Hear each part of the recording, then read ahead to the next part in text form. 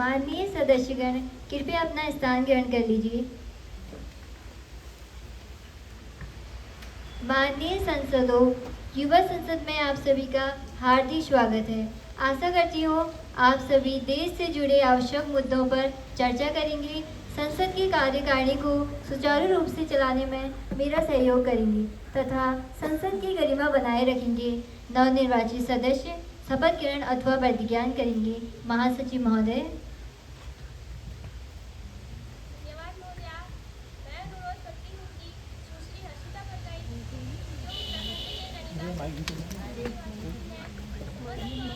निकलना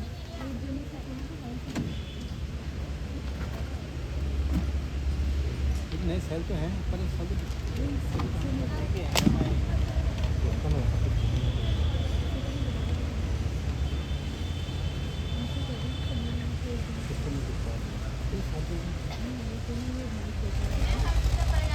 जो युवा संसद की लोकसभा की सदस्य निर्वाचित हुई हूँ, ईश्वर की शपथ लेती हूँ कि मैं विधि द्वारा स्थापित भारत के संविधान के प्रति सच्ची श्रद्धा और निष्ठा रखूंगी, देश की संप्रभुता और एकता बनाए रखूंगी तथा जिस पद को मैं ग्रहण करने वाली हूँ उसके कर्तव्यों का श्रद्धापूर्वक निर्वहन करूंगी।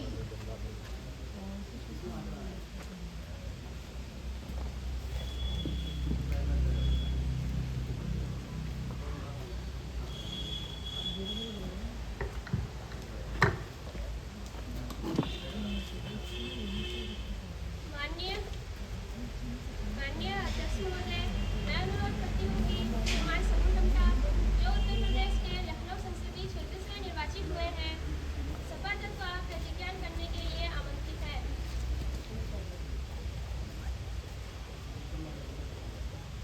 आप किस भाषा में शपथ ग्रहण करना चाहेंगे?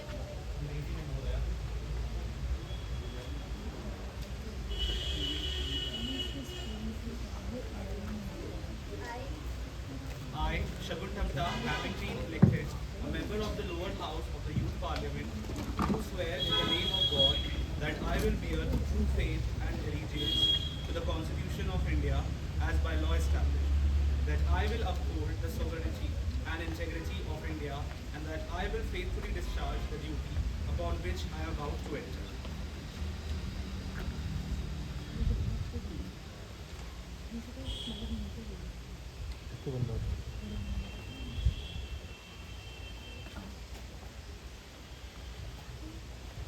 साथ मैं सदन को सूचित करती हूँ कि हाल ही में दिल्ली के कई लाल क्षेत्र में दिल्ली के लाल किला क्षेत्र में हुए एक आतंकवादी विस्फोट में कई निर्दोष लोगों की मृत्यु हो गई। हम उन सभी दिवंगत नेताओं को अपनी श्रद्धांजलि अर्पित करते हैं जिन्होंने इस कायराना हमले में अपनी जान गंवाई। यह घटना पूरे राष्ट्र के लिए अत्यंत पीड़ादायक है। मैं सदन की ओर से सभी मृतकों के परिवारों के प्रति संवेदना व्यक्त करती हूँ। उनकी यह क्षति अपूरणीय है। हम प्रार्थना करते हैं कि ईश्वर उन्हें इस कठिन समय में शक्ति प्रदान करे और दिवंगत आत्माओं को शांति दे। माननीय प्रधानमंत्री महोदय शोक प्रकट करेंगे।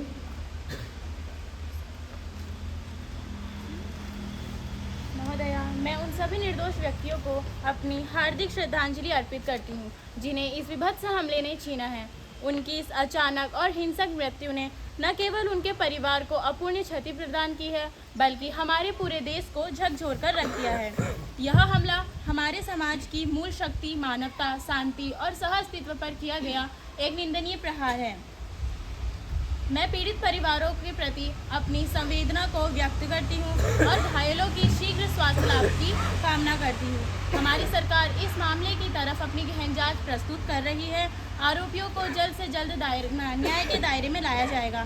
हम यह सुनिश्चित करेंगे कि इस घिनौने कृत्य के पीछे रचे गए षड्यंत्रों का पर्दाफाश हो और भविष्य में ऐसी घटना का दोबारा से पुनरावृत्ति न हो सके। नेता विपक्ष सुश्री खुशबू वाली जी। महोदया, मैं इस सदन और अपनी पार्टी की ओर से उन सभी मृतकों की आत्माओं को श्रद्धांजलि अर्पित करती हूँ। ये निर्दोष नागरिक अपने दिन रोज के जीवन में व्यस्त थे। परिवार, काम, अपने सपने पर आतंक ने उन्हें मारा। मैं उन पीड़ित परिवारों के साथ पूरी संवेदना व्यक्त करती हूँ। हम सभी को इस घातक घटना से यह याद रखना चाहिए कि हमें अपने देश की सुरक्षा व समाज की एकता और शांति के लिए निरंतर सजग रहना होगा। मैं सदन से आग्रह करती हूँ कि हम आतंक के खिलाफ न सिर्फ निंदा करें बल्कि ऐसे सुरक्षित उपायों पर भी गंभीरता से विचार करें जो भविष्य और नागरिकों को सुरक्षित रखें। धन्यवाद।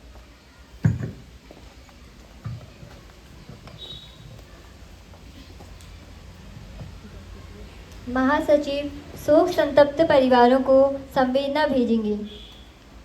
जी महोदया। माननीय सदस्यगण, कृपया इस क्षति की गंभीरता और पीड़ा का सम्मान करते हेतु कुछ क्षणों के लिए मौन खड़े होंगे।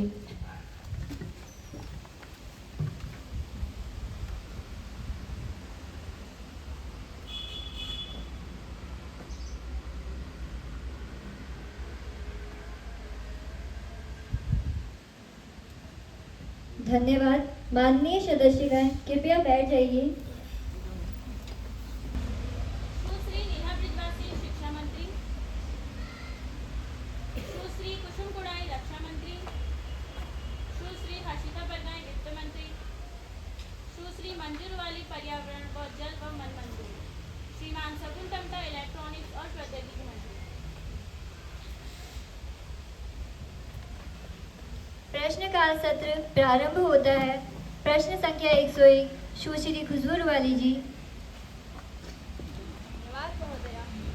माननीय अध्यक्ष महोदय, मैं आपके माध्यम से शिक्षा मंत्री का ध्यान देश की परीक्षा प्रणाली में व्याप्त व्यवस्था की ओर आकर्षित करना चाहूंगी, जिसने हमारी शिक्षा प्रणाली की नींव हिला दी है। प्रश्न पत्र लीक हो रहे हैं और परीक्षा अनियमितताओं की शिकायतें थमने का नाम नहीं ले रही है। जब एक छात्र रोजगार पाने के लिए वर्षों मेहनत के बाद परीक्षा देता है और जब घर वापस लौट कर आता है तो उसे पता चलता है कि उसका भविष्य लीक हो चुका है, तो उसके मानसिक स्थिति पर क्या प्रभाव पड़ता होगा। यह सिर्फ एक केवल पेपर लीक ही नहीं बल्कि मेहनती छात्र के सपनों का कत्ल है। क्या यह सरकार देश में करोड़ों सामान्य परिवार के छात्रों के साथ हो रहे इस विश्वासघात को रोकने के लिए ठोस कदम उठा रहे हैं? अब तक हमारी राष्ट्रीय परीक्षा प्रणाली नकलचियों के सिंडिकेट के सामने कमजोर बनी रहेगी। शिक्षा मंत्री सुश्री नेहा ब्रिजवासी जी। धन्यवाद अध्यक्ष महोदया, मैं आपके द्वारा नेता प्रतिपक्ष को यह बताना चाहती हूँ कि सबसे पहले मैं यह बात सही है कि देश में प्रतियोगी परीक्षा प्रणाली को लेकर कुछ दुर्भाग्यपूर्ण घटनाएं घटित हुई हैं, जिन्होंने मेहनती छात्रों के मन में निराशा और विश्वासघात की भावना को पैदा किया है। सबसे पहले मैं यह स्पष्ट करना चाहूँगी कि सरकार मेहनती छात्रों के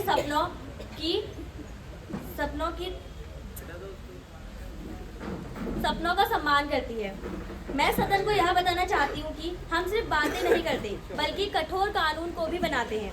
यह कानून पेपर लीक व अन्य अनियमितता की सूचना मिलते ही संबंधित मामलों की त्वरित जांच करता है। एजेंसियां जैसे सीबीआई आर्थिक अपराध इकाइयों को सौंपा गया है।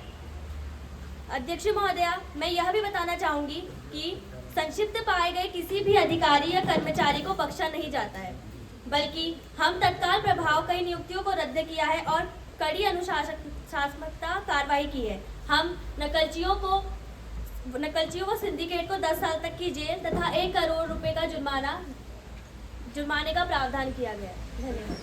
माननीय अध्यक्ष, पूछना चाहूंगी कि इन छात्रों के टूटे मनोबल और उनकी मानसिक पीड़ा का हिसाब कौन देगा? मंत्री जी को अपनी बात प्रस्तुत कीजिए जाए। धन्यवाद महोदया। मैं छात्रों के टूटे मनोबल पर कुछ कहना चाहती हूँ। सरकार केवल न कानूनी कार्रवाई पर ध्यान दे रही है बल्कि प्रणाली बनाने के लिए भी यह तय हुआ है कि अपराधी को दुर्भावपूर्ण इरादों से परिधानों में पारदर्शिता में समयबद्ध सुनिश्चित करके ही हम उनका मनोबल वापस ला सकते हैं। यह हमारी सर्वोच्च प्राथमिकता है कि माननीय अध्यक्ष महोदय मैं राष्ट्रीय परीक्षा प्रणाली की नींव और मजबूत करेंगे और देश को सामान्य परिवारों के छात्रों को सपनों को सुरक्षित करने के लिए हम हर संभव प्रयास करेंगे। प्रश्न संख्या 102 सुश्री भावना भट्टी। माननीय अध्यक्ष महोदया, मेरा प्रश्न देश के राष्ट्रीय सुरक्षा से जुड़े गंभीर मुद्दे पर रक्षा मंत्री जी से है। जैसा कि हम सब जानते हैं कि देश कई दुश्मन देशों से घिरा हुआ है और सुरक्षा की चुनौती लगातार बढ़ती जा रही है। ऐसे समय में यह चिंता का विषय है कि सरकार द्वारा लाई गई अग्निवीर योजना के तहत जवान केवल 4 वर्ष की सेवा के बाद सेवानिवृत्त की तलवार के नीचे रहते हैं। क्या यह सरकार इस तथ्य को स्वीकार करती है कि सीमित सेवा अवधि केवल 4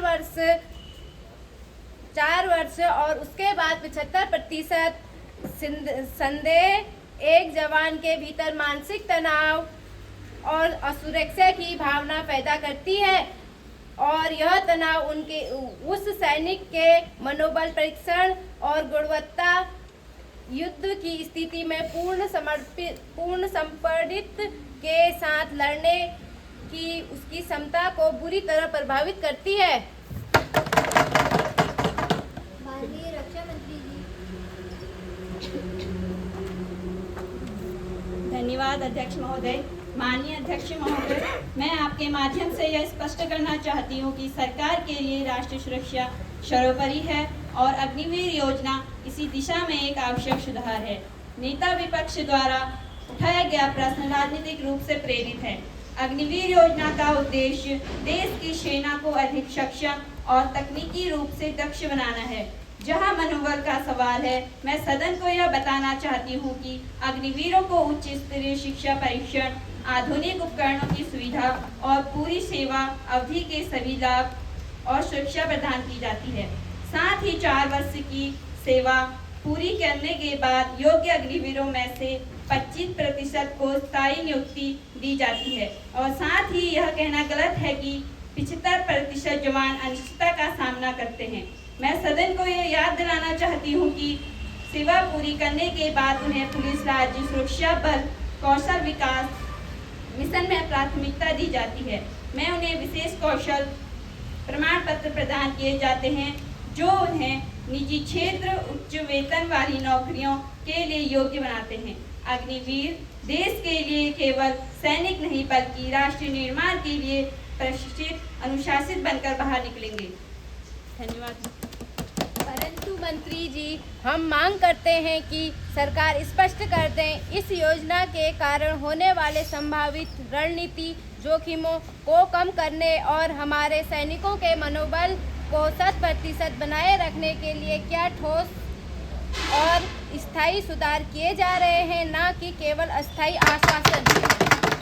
सरकार योजना की निरंतर समीक्षा कर रही है और जहां आवश्यकता होगी वहां सुधार भी किए जाएंगे। देश की सुरक्षा और हमारे जवानों का मनोबल सरकार की सर्वोच्च प्राथमिकता है, परंतु हमारे विपक्ष नेताओं को केवल कमियां ही नजर आती हैं। नेताजी तुम आगे बढ़ो, हम तुम्हारे साथ हैं। प्रश्न संख्या 103 श्रीमान सचिन जी।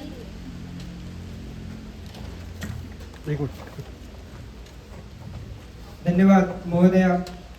माननीय अध्यक्ष महोदय, मेरा प्रश्न इलेक्ट्रॉनिक और प्रौद्योगिकी मंत्री से है। देश में डिजिटल सुरक्षा एक गंभीर मुद्दा है महोदया। आज साइबर अपराधों और डिफेक्ट तकनीकी के दुष्प्रयोग में अभूतपूर्व वृद्धि हुई है। राष्ट्रीय अपराध रिकॉर्ड ब्यूरो NCRB के आंकड़ों के अनुसार पिछले 3 वर्षों में साइबर धोखाधड़ी के मामलों में एक काल्पनिक वास्तविक प्रतिशत की वृद्धि दर्ज की गई है।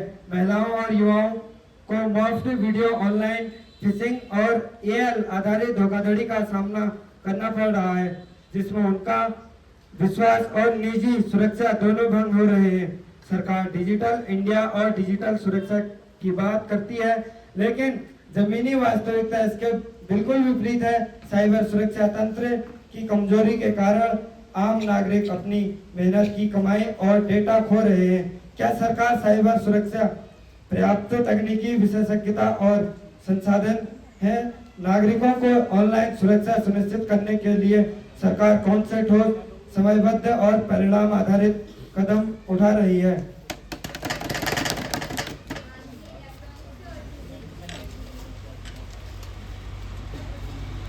धन्यवाद अध्यक्ष महोदया। यह सत्य है कि जैसे जैसे देश डिजिटाइज हो रहा है, साइबर चुनौतियों का दायरा भी बढ़ रहा है। लेकिन यह कहना कि सरकार असफल है या हमारा तंत्र कमज़ोर है, यह पूर्णतः आधारहीन और राजनीतिक रूप से प्रेरित है। अध्यक्ष महोदया, इस सरकार ने साइबर सुरक्षा को राष्ट्रीय प्राथमिकता माना है और इस दिशा में अभूतपूर्व कार्य किए हैं। राष्ट्रीय साइबर सुरक्षा रणनीति का मुख्य फोकस AI और डीप फेक जैसे उन्नत खतरों से निपटने का है। हमने साइबर सुरक्षित भारत अभियान के तहत अब तक 78% सरकारी कर्मचारी और नागरिकों को डिजिटल सुरक्षा की ट्रेनिंग दी है। हम 24/7 कार्य करने वाली राष्ट्रीय साइबर अपराध रिपोर्टिंग पोर्टल की क्षमता को बढ़ा रहे हैं और शिकायत दर्ज होने के 48 घंटों के भीतर प्रतिक्रिया सुनिश्चित कर रहे हैं। डीप फेक की पहचान के लिए हम अंतर्राष्ट्रीय मानकों के अनुरूप एक डीप फेक पहचान प्रणाली विकसित कर रहे हैं जो कंटेंट की उत्पत्ति को ट्रैक करने पर केंद्रित है।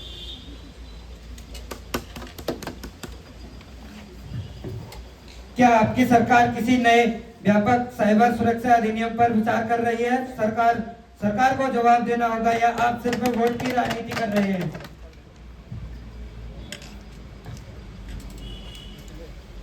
सूचना प्रौद्योगिकी नियम के तहत साइबर धोखाधड़ी और डीप फेक फैलाने वालों के विरुद्ध तेज और कड़े कानून लागू किए जा गए हैं, जिसके परिणाम स्वरूप पिछले वर्ष की तुलना में 74% अधिक गिरफ्तारियां हुई हैं। हर राज्य में विशेष साइबर प्रतिक्रिया टीमें स्थापित की गई हैं। माननीय अध्यक्ष महोदया, डिजिटल सुरक्षा एक साझा जिम्मेदारी है। सरकार नागरिकों की डिजिटल सुरक्षा सुनिश्चित करने के लिए पूरी तरह प्रतिबद्ध है। हम विपक्ष से केवल आलोचना की अपेक्षा नहीं करते, बल्कि समाधान और जागरूकता की अपेक्षा भी करते हैं।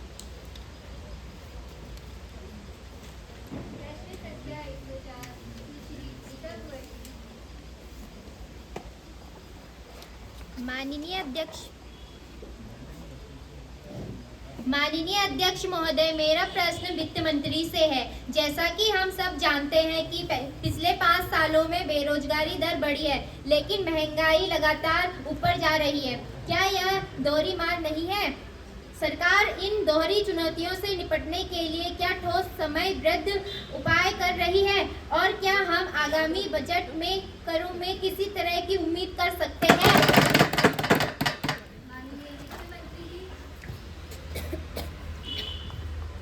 धन्यवाद अध्यक्ष महोदय। सरकार केवल नौकरियों के आंकड़ों पर ही नहीं, बल्कि गुणात्मक रोजगार पर भी ध्यान केंद्रित कर रही है। सरकार ने स्टार्टअप इंडिया और मेक इन इंडिया और डिजिटल इंडिया के तहत लाखों रोजगार सृजित किए हैं। माननीय सदस्य केवल नकारात्मक पक्ष की ओर देख रहे हैं, जबकि देश में रोजगार के नए अवसर बड़ी तेजी से बढ़ रहे हैं। स्टार्टअप इंडिया के तहत हमने युवा उद्यमियों की पूंजी को एवं मार्गदर्शन देकर जॉब क्रिएटर बनने के लिए प्रोत्साहित किया है। स्टार्टअप इंडिया पहल के तहत हमने 1 लाख से अधिक पंजीकृत स्टार्टअप को पूंजी और मार्गदर्शन दिया है, जिन्होंने 10 लाख से अधिक प्रत्यक्ष रोजगार सृजित किए हैं। इसके अलावा सूक्ष्म, लघु और मध्यम उद्यम क्षेत्र को भी आपातकालीन क्रेडिट गारंटी लाइन योजना के माध्यम से समर्थन देकर लाखों मौजूदा नौकरियों को बचाया है। जहां तक महंगाई का प्रश्न है, अंतर्राष्ट्रीय स्तर पर कच्चे तेल के दाम, वैश्विक सप्लाई चेन में बाधाएं तथा रूस यूक्रेन संघर्ष में उतार चढ़ाव ने महंगाई दर कई अन्य देशों की तुलना में नियंत्रित है। देश की तुलना में नियंत्रित आगामी बजट एवं व्यापक प्रक्रिया इसके बाद तैयार होगा। मैं अभी किसी भी कर राहत की घोषणा नहीं कर सकती, लेकिन मैं सदन को आश्वस्त करती हूँ कि मध्यम वर्ग की क्रय शक्ति और व्यवसायों पर पड़ने वाले कर के बोझ को प्राथमिकता दी जाए।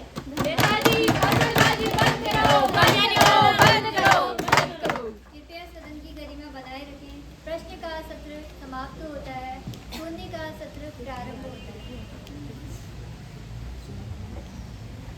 धन्यवाद। माननीय अध्यक्ष महोदय, दिल्ली एनसीआर और संपूर्ण उत्तर भारत इस समय प्रदूषण की आपातकालीन स्थिति का सामना कर रहा है। यह एकमात्र मौसमी संबंधी घटनाएं नहीं है, बल्कि यह सरकार की निष्क्रियता का सीधा परिणाम है। बच्चे, बुजुर्ग और दमा के मरीज गैस चैम्बर में जीने को मजबूर है। AQI 400 के पार है। स्कूलों को बंद कराना पड़ रहा है और देश की राजनीतिक एक स्वास्थ्य संगठन के केंद्र में है। सरकार की क्लिनिक एयर एक्शन प्लान जैसी योजनाएं क्या केवल कागजों पर है? स्मार्ट टावर अप्रभावी साबित हुए हैं। पराली प्रबंधन के लिए किसानों को दी गई सहायता नाकाफी है और औद्योगिक प्रदूषण पर सख्त निगरानी का दावा खोखला दिया गया है। क्या सरकार तुरंत एक एक्शन दे रहा है? क्या सरकार तुरंत एक स्वास्थ्य आपातकाल घोषित करेगी? क्या सरकार 15 दिन के भीतर पुराने डीजल वाहनों पर प्रतिबंध जैसा कोई शॉक ट्रीटमेंट देने को तैयार है? क्या सरकार की नीयत में खोट है और जनता इसका खामियाजा भुगत रही है? माननीय पर्यावरण, वन और जलवायु मंत्री जी।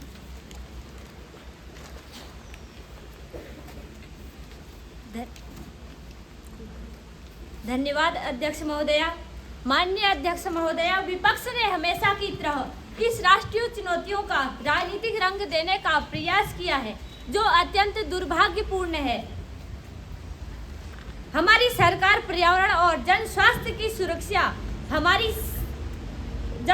सुरक्षा के प्रति पूरी तरह प्रतिबद्ध है। प्रदूषण एक सीमा पार की समस्या है, जिसके लिए केंद्र और राज्य सरकारों के सहयोग की आवश्यकता है। हमारी सरकार ने केवल बातें नहीं बल्कि काम किया है। हमारे कदम स्पष्ट और प्रभावी हैं। BS6 मानक को लागू किया गया है। 10 वर्ष से पुराने डीजल और 15 वर्ष से पुराने पेट्रोल वाहनों को पहले ही चरणबद्ध तरीके से हटाया जा चुका है और नए वाहनों के लिए केवल B6 मानकों के पंजीकरण की अनुमति है। यह एक सतत प्रक्रिया है, जिसे हमने CNG इलेक्ट्रिक वाहनों को सब्सिडी देकर और सार्वजनिक परिवहन को मजबूत करके गति दी है। वाहनों को बढ़ावा दिया गया है। पराली प्रबंधन पर किसानों को सहायता नाकामी होने का दावा भी गलत है। हमारी सरकार किसानों के साथ मिलकर कृषि अपशिष्ट प्रबंधन के लिए किसानों को आधुनिक मशीनरी और बायोडिनपोजर जैसी सहायता प्रदान कर रही है। पराली प्रबंधन के लिए 4 लाख करोड़ की मशीन सहायता और सब्सिडी दी गई है, जिसकी निगरानी सीधे केंद्र से हो रही है। कोयला आधारित थर्मल पावर प्लांट को चरणबद्ध तरीके से बंद करने के लिए एक रोड मैप लागू किया गया है। अध्यक्ष महोदया, विपक्ष केवल शोर मचा रहा है। जब हमने पराली जलाने वाले राज्यों को तुरंत कार्य करने के लिए कहा, तो विपक्ष शासित राज्यों से सहयोग नहीं किया।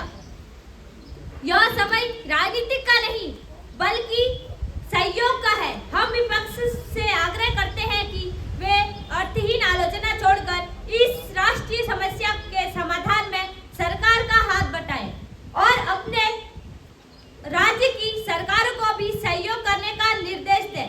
अध्यक्ष महोदय, प्रदूषण एक साझा समस्या है, जिसके लिए केंद्र, राज्य सरकारों और आम जनता को मिलकर काम कराना होगा। सरकार किसी भी सुझाव का स्वागत करती है जो वैज्ञानिक और व्यावहारिक हो।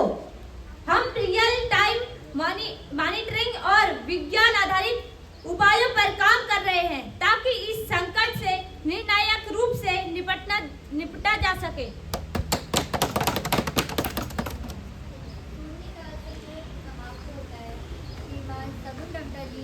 ऑनलाइन गेमिंग संवर्धन एवं विनियमन अधिनियम 2025 बिल प्रस्तुत करें।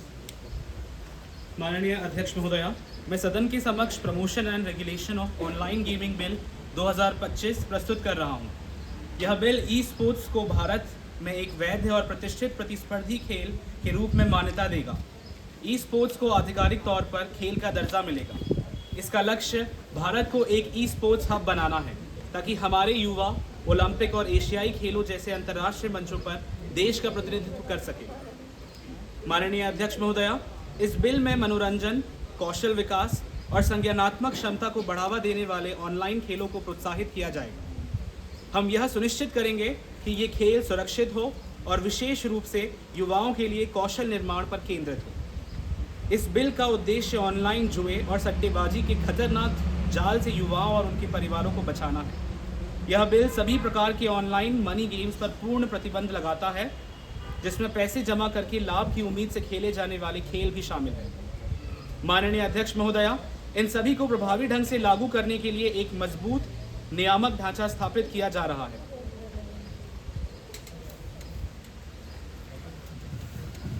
माननीय अध्यक्ष महोदय, हम सरकार से इस बिल के कुछ पहलुओं, विशेष रूप से स्पोर्ट्स और सोशल गेम्स को बढ़ावा देने के इरादे का स्वागत करते हैं। एक यह सही दिशा में कदम है, लेकिन अध्यक्ष महोदय, जहां बात ऑनलाइन मनी गेम्स पर पूर्ण प्रतिबंध की आती है तो हम सरकार के इस प्रस्ताव से सहमत नहीं है।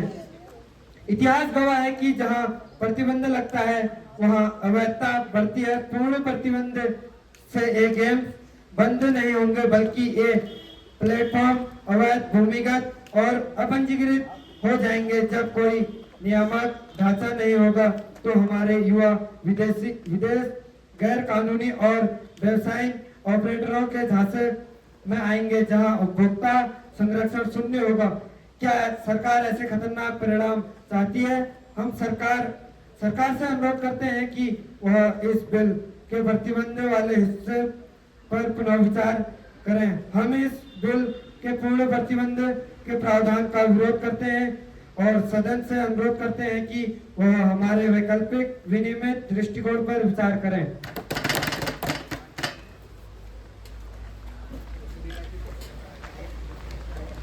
माननीय अध्यक्ष महोदया, इस बिल को प्रभावी ढंग से लागू करने के लिए एक राष्ट्रीय स्तर पर ऑनलाइन गेमिंग अथॉरिटी का गठन किया जाएगा। यह अथॉरिटी गेम्स को वर्गीकृत करेगी, उनका पंजीकरण करेगी और यह सुनिश्चित करेगी कि केवल पंजीकृत और सुरक्षित गेम्स ही उपलब्ध हों। उपयोगकर्ताओं की आयु सत्यापन, खर्च की सीमा और शिकायत निवारण तंत्र को अनिवार्य किया जाएगा। अध्यक्ष महोदया, यह बिल केवल एक कानून नहीं, बल्कि यह जिम्मेदार डिजिटल नागरिकता की दिशा में एक मील का पत्थर है। यह हमारे युवाओं को उस डिजिटल युग के लिए तैयार करेगा जहां कौशल, खेल भावना और रचनात्मकता का सम्मान होता है, न कि वित्तीय लालच का। मैं इस सदन से अपील करता हूं कि आप इस महत्वपूर्ण बिल का समर्थन करें ताकि हम अपने देश के युवाओं और परिवारों को एक सुरक्षित, समृद्ध और रचनात्मक ऑनलाइन गेमिंग इकोसिस्टम प्रदान कर सकें।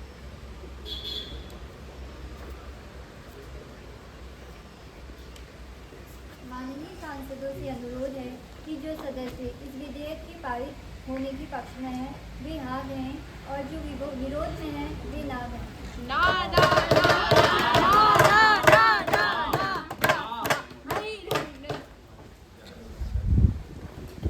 मेरे विचार में निर्णय हाँ के पक्ष में हुआ। अनुमति प्रदान की जाती है। माननीय मंत्री जी अब विधेयक को प्रस्तावित करें। माननीय महोदया, मेरे द्वारा विधेयक प्रस्तावित किया है। युवा संसद की आज की प्रस्तुति का समापन किया जाता है।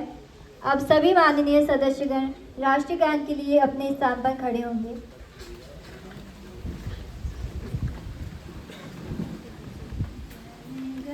मन अधिनायक जय हे भारत भाग्य विधाता, पंजाब सिंध गुजरात मराठा द्राविड़ उत्कल बंगा, विंध्य हिमाचल यमुना गंगा, उज्जल जलधि तरंगा, तब शुभ नामे जागे, तब शुभ आशीष मांगे, गाहे तब जय गाथा, जन गण मंगल दायक जय हे भारत भाग्य विधाता, जय हे जय हे जय हे।